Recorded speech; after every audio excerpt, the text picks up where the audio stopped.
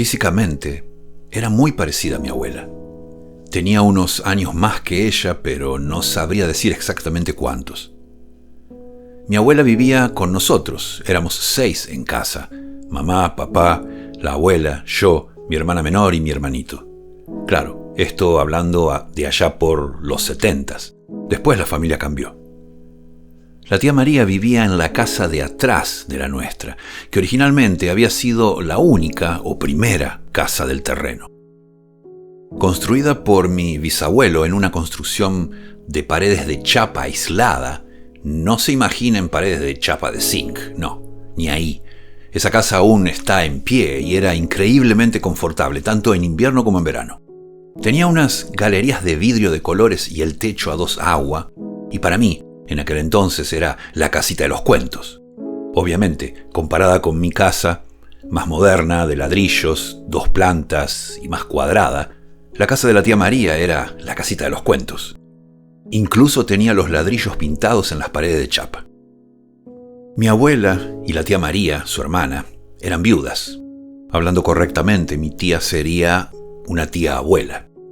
Tal vez como mi abuela vivía con nosotros, la opción de ir a la casa de la tía María nunca era rechazada. No creo que haya habido celos entre hermanas por el nieto. Después de todo, yo veía a mi abuela todos los días, así que trataba de ir lo más seguido a lo de la tía. En incontables tardes caminaba desde la puerta del patio al pasillo que comunicaba las casas y hasta la puerta de la tía María.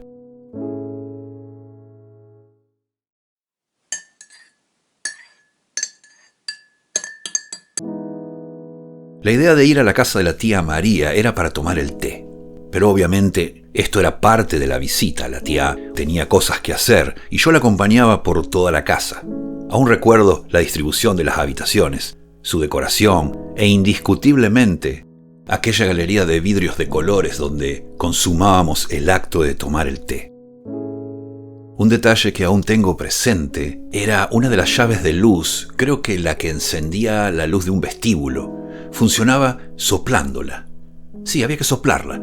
Tenía un redondel como de unos 5 o 6 centímetros de diámetro, que en realidad era un hueco, con unas rejitas para no meter el dedo, y al soplar allí había una membrana que era empujada y hacía contacto, y así prendías o apagabas la luz.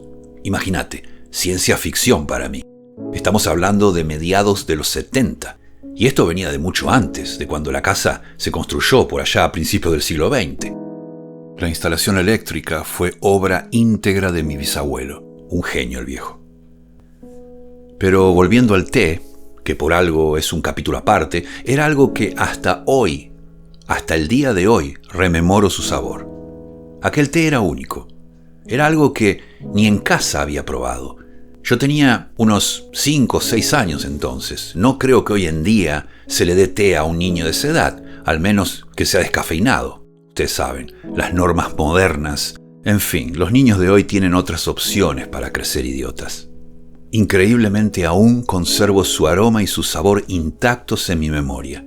Me hubiese gustado saber la marca.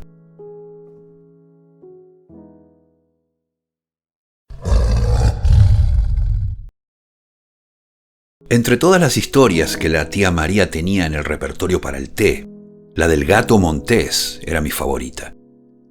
Esta mañana, aunque parezca mentira, antes de escribir esto, chequeé la Wikipedia para ver qué carajos era un gato montés, si realmente existió o no. Porque si bien siempre fue, hasta hoy, una memoria vívida en mí, nunca en realidad, aparte de las historias de la tía María, había escuchado ese término. Y nunca en realidad se me dio por investigarlo. Quizás no quería que la magia se perdiera o la verdad se descubriera.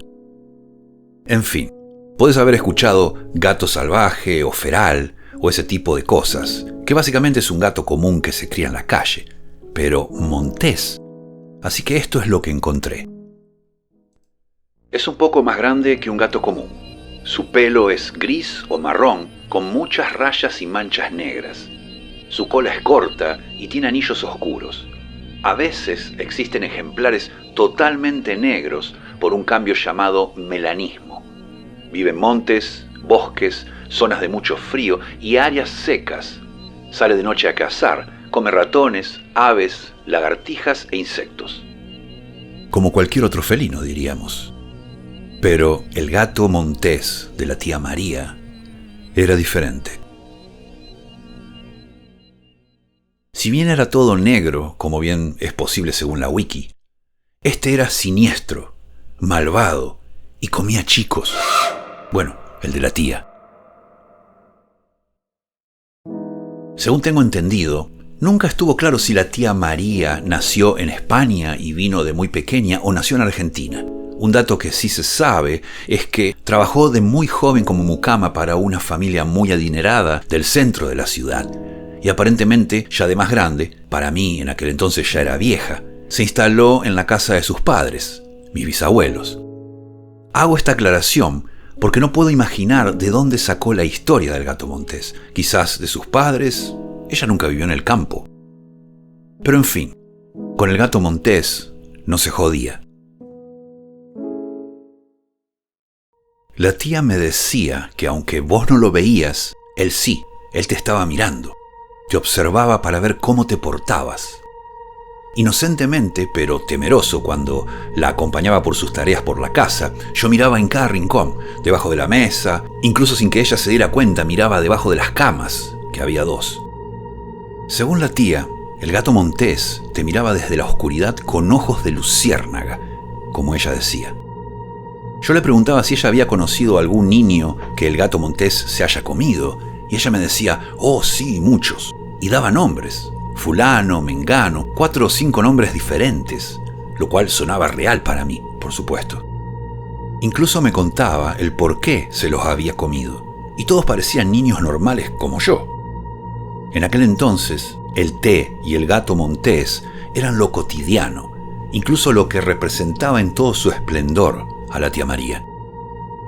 Yo solía hablar de esto en casa, y mi abuela o mi vieja siempre le restaban importancia, diciendo que eran historias, no le hagas caso, me decían, pensando quizás que yo estaba sugestionado o asustado, pero yo estaba en realidad fascinado, aunque sentía aprensión.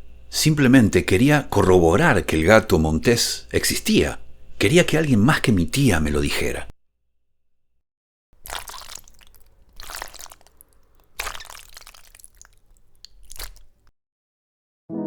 Una tarde, después del tradicional té, la tía María se dirigió al galponcito que estaba pegado al baño, una especie de lavadero, diría, pequeño, con una pileta de cemento reposando en 2 pedestales de ladrillos.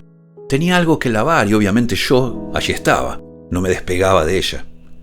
Era una tarde de invierno, ya casi oscurecía y las penumbras ya se adueñaban de la casa.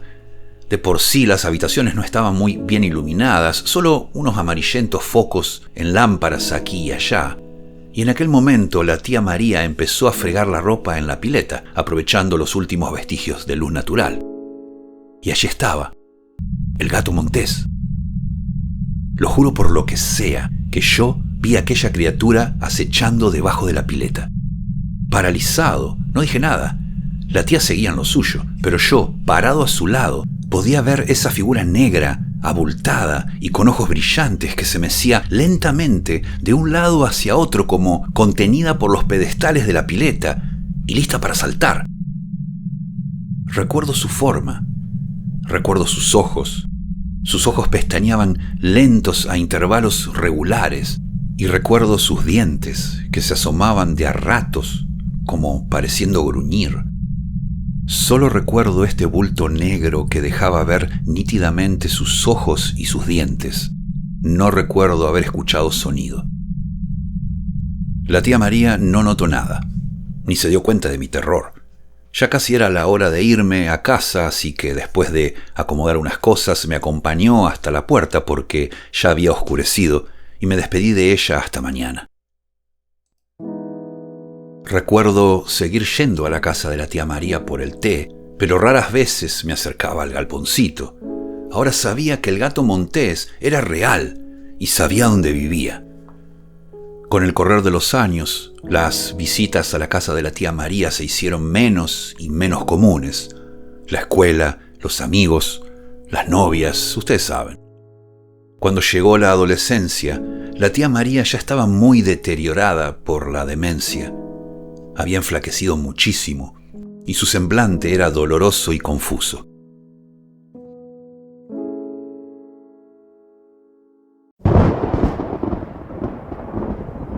Una mañana muy temprano, cuando aún estaba oscuro, empezaron a caer rayos y los truenos me despertaron. Desde la ventana de mi habitación, en la planta alta de la casa, la misma ventana por la cual veía el campanario de la parroquia San Casimiro, cuando me levanté para cerrarla, noté algo raro en el patio de la tía María, que se veía perfectamente desde allí. Aún no llovía y la oscuridad no ayudaba, pero con el siguiente rayo, una figura fantasmal apareció estática, blanquecina, mirando hacia arriba. Mi corazón salteó 3 o 4 latidos. Por un momento creí estar soñando o confundido o tal vez aún dormido, pero el siguiente rayo lo confirmó. Allí estaba, era una figura estática, blanca y mirando hacia arriba. No a mí, miraba hacia el cielo. El siguiente rayo, aunque no logró calmar mi corazón, sí apaciguó el terror que sentía en aquel momento. La tía María, senil, perdida quizás, había despertado y salido al patio en camisón, tal vez por los truenos, quién sabe. Y allí estaba parada, rígida, quizás mirando la tormenta que se acercaba. La imagen era totalmente loca, de película. Lástima que no existían los celulares en ese entonces. Esto es totalmente real y pasó como lo cuento.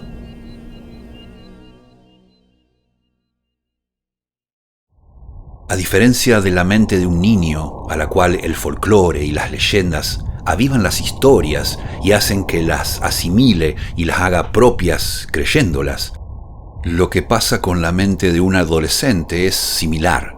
Pero antes de creerlas, la parte crítica ya más despierta incurre en ciertas preguntas. ¿Habrá estado realmente perdida la tía María? ¿Y si estaba allí por algo más? ¿Y si estaba invocando algo? ¿Y si el famoso té no era té y era su pócima? ¿Y si por el té yo veía cosas como el gato Montés? ¿Y si el gato Montés era su cancerbero?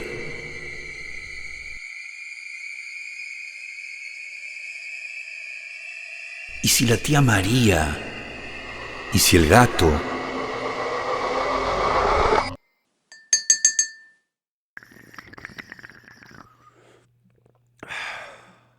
¿Quién sabe?